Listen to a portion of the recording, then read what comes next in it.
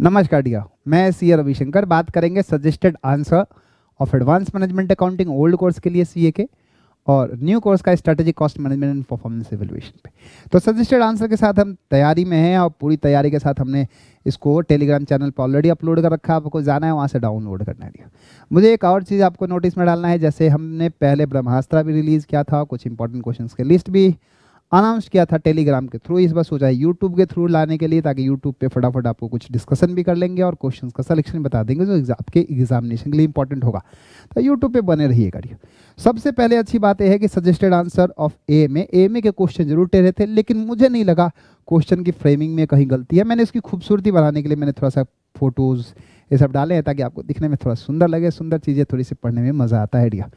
हाँ, online game जो भी है, क्वेश्चन अच्छे थे, क्वेश्चन में बारीकियां थी, लेकिन क्वेश्चन बड़े प्यारे हैं, कुछ डिफरेंट क्वेश्चन है, तो मज़ा आया इसको हमको सॉल्व करने में। तो इसमें मुझे कोई गलती नहीं दिखी कहीं भी, और गलती हो सकती है मेनली हमारा जो डिस्कशन है आज इंस्टीट्यूट की थोड़ा सा क्वेश्चन फ्रेमिंग की गलतियों पे। दूसरा जो हमारा एस्पेक्ट है, यानी इसमें सजेस्टेड आंसर ऑफ ए में आपको डाउनलोड करना है, चुपके से बस पढ़ लेना है। ए में ज़्यादा सिरदर्दी नहीं है, बात खत्म होती है यहीं पे। बात हमने करना है तो strategic cost management and performance evaluation पे। इंस्टीट्यूट ने यहाँ पे क्या ज़बरदस्त क्वेश्चन की फ्रेमिंग में गलतियाँ की है, बिल्कुल मेहनत नहीं करा है, बिल्कुल गलतियाँ पे गलतियाँ, और सच कॉपी पेस्ट में भी गलतियाँ हो तो थोड़ा सा मज़ा आ जाता है, और ऐसा मज़ा कि बता नहीं सकते शब्दों में कितना मज़ा आता है।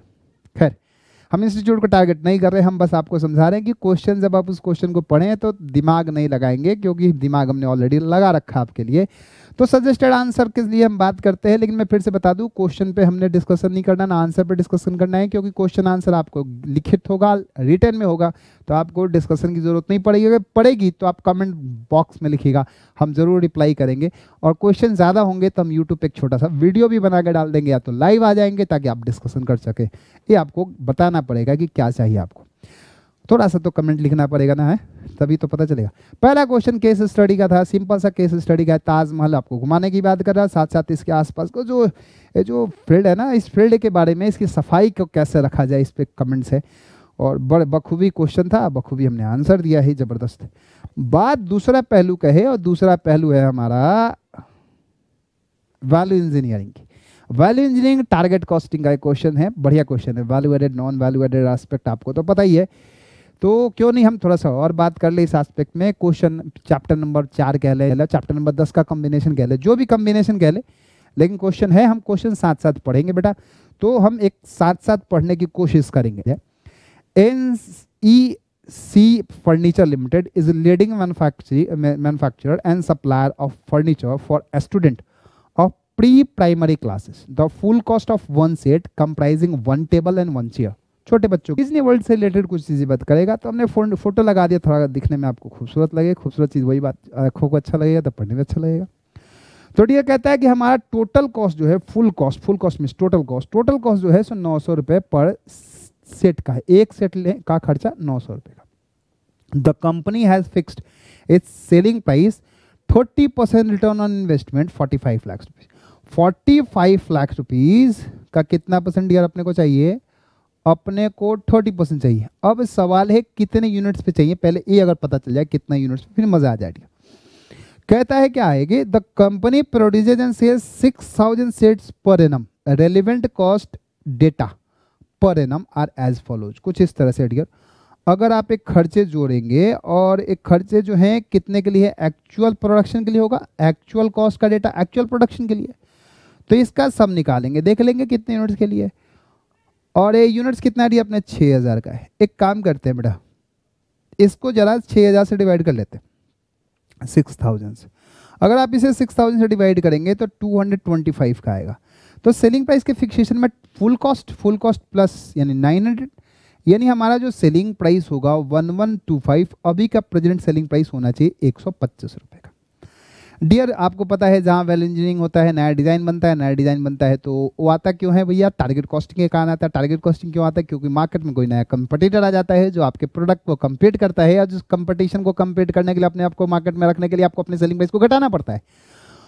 और सेलिंग प्राइस के घटाने के लिए दो कंडीशन होता है, या तो कस्टमर का प्राइस पता हो आपको, या दूसरा ये होता है डियर कि आपका जो कंपटीटर प्राइस रखता है वही प्राइस रखे। तो कंपटीटर का ज़रा ध्यान देखते हैं। A competitor has introduced a product very similar to product of the company at an aggressive price of 820 per set, which has resulted down trend in the sales volume of the company. डियो बात ऐसा है कि selling price दूसरे ने कम कर दिया, 820 कर दिया, आपने सेलिंग प्राइस 125 रखा होगा, 1125। तो क्या है कि हमारा जो कस्टमर है उधर को मूव करने लगा, तो हमें भी सेलिंग प्राइस, खैर गुडविल हमारा पुराना है लेकिन सेलिंग प्राइस तो हमें भी उसके आसपास रखना पड़ेगा। तो हम इस क्वेश्चन में जूम करेंगे 820 रुपये की सेलिंग प्राइस होगी। मैं ज़्यादा डिस्कशन ना करते हुए, बड़ी बात ना करते हुए, मैं सिंपल सी बात बताना चाहता हूँ डियर। आप इस खर्चे को जोड़ेंगे 6000 यूनिट्स के लिए, और ठीक है ना, खर्चे को जोड़ के 6000 से डिवाइड करेंगे, तो हमारा जब ये 6000 से डिवाइड होता है डियर हमारा खर्चा, तो ये आ जाता है 675। एज वी डिस्कस कि हमारा जो टारगेट प्रॉफिट है, टारगेट प्रॉफिट क्या, रिटर्न ऑन इन्वेस्टमेंट 225 रुपये का होना चाहिए। इन दोनों को जोड़ के हमारा जो सेलिंग प्राइस होना चाहिए 900 का है, जबकि सवाल में 900 की कॉस्ट कह रहा है।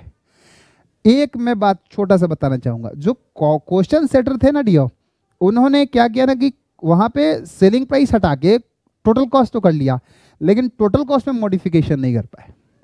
अगर टोटल कॉस्ट को जस्टिफाई करना होगा तो आपको एक काम करना पड़ेगा, यहाँ एज्यूम करना पड़ेगा अदर कॉस्ट 225 रुपीज़, ये अलग से जूम करना पड़ेगा।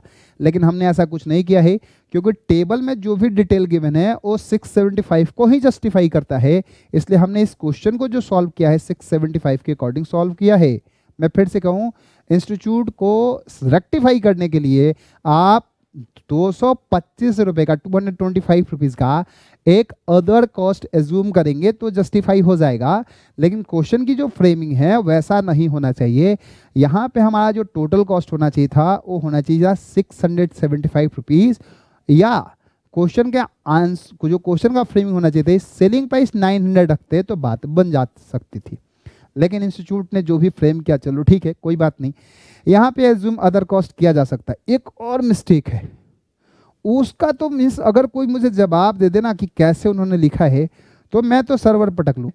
एक इन्होंने टीपी का क्वेश्चन पूछा, मैं वही खोज रहा हूँ यार, टीपी का क्वेश्चन, एक टीपी का क्वेश्चन पूछा है, क्या जबरदस्त क्वेश्चन पूछा है। ओल्ड कोर्स में 2009 में और 2013 में क्वेश्चन पूछा गया था एक्सपेंशन ऑफ डिवीजन के रिलेटेड, क्वेश्चन वहीं से कॉपी पेस्ट है।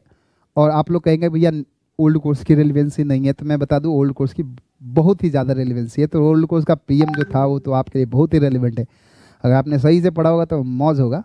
तो मैं पढ़ता हूँ और आप ध्यान से सुनिएगा, क्वेश्चन कितना बढ़िया है दिया। मैं आपको पहले बता दूँ, कुछ लाइनें हमने खुद से लिखी है तो जिसको मैं हाईलाइट कर देता हूँ। ये जो हाईलाइटेड लाइन है मैंने लिखी है, तो इस लाइन को हम छोड़ देते हैं। कह रहा है कि Trisel limited makes 3 products XYZ in a division AB and C respectively. ABC में XYZ प्रोड्यूस किया जाता है। मैं भूल जाता हूँ इस लाइन को, डिवीजन सूट, क्योंकि मैंने लिखी, इस बात को छोड़ देता हूँ। डिवीजन X, अरे सरकार कौन सा नशा करके आते हो तुम लोग, एक गाना भी तो आजकल है, मैं छोड़ता जाऊंगा उस चीज़ पे। आगे पढ़िए, division X is currently working. अरे सरकार जब डिवीजन X है ही नहीं तो कहाँ से X आ गया, मुझे बता दो X आ कहाँ से गया, जब डिवीजन ABC ऊपर लिखते हो नीचे X लिखते हो। और एक दो बात और है जो थोड़ा समझने वाली बात है, 60% Y is working at 80% and Z is working at 100%। अरे सरकार जब Z 100% में ऑलरेडी काम कर रहा है तो इससे एक्सपेंशन डिसीजन में लेने का सवाल ही कहाँ से पैदा होता है। ये दो चीज़ें हैं जिसपे मेरा तो दिमाग ही घूम गया जब ये क्वेश्चन आंसर कर रहा था कि बच्चा क्या समझा होगा डिवीजन ABC, और एग्जामिनेशन में बहुत बड़ी चीज़ हो जाती है। यहाँ के लिए तो मज़ेदार है लेकिन वहाँ के लिए बड़ी चीज़ हो जाती है कि ये X कहाँ से आएगा, X कहीं और से आएगा, नीचे पढ़ो कहीं X नीचे से आ गया हो, चाहे कुछ और तरह की बातें होंगी, X कहीं और से नहीं। सरकार जब क्वेश्चन कॉपी पेस्ट हो रहा था तो दो क्वेश्चनों को मर्ज करने में दिक्कत आ गई। मैं सवाल पूछना चाहता हूँ ICI से कि आखिरकार आपसे क्वेश्चन फ्रेम नहीं हो पाता सही से, तो क्या फ्रेम होगा आपसे? नहीं, आप मुझे बता दे, क्वेश्चन अगर फ्रेम, अगर बच्चा ऐसी ही गलती कर दे तो आप मार्क्स दे देंगे? मैंने मजाक बना रखा है क्या आपने? अगर ऐसी ही गलती अगर ICI के जगह पे स्टूडेंट कर दे, क्या मार्क्स दे देगा ICI? लेकिन खैर मैं ज्यादा ठीक, गुस्सा ठीक नहीं है, हाँ खैर कोई नहीं। बेटा इसके लिए एक छोटा सा गाना आजकल फेमस हो रखा है, तो उसके लिए तुम सुनते हुए जाओ है। बाकी मेरी तरफ से नमस्कार एंड ऑल द बेस्ट आगे की प्रिपरेशन के लिए। बाकी बने रहिए यूट्यूब पे, क्योंकि आगे आने वाले एग्जामिनेशन में क्या क्या इंपॉर्टेंट है मैं आपको बताता चलूँगा, और ये तो दोनों के फायदे की चीज़ें हैं। बाकी मेरी तरफ से नमस्कार।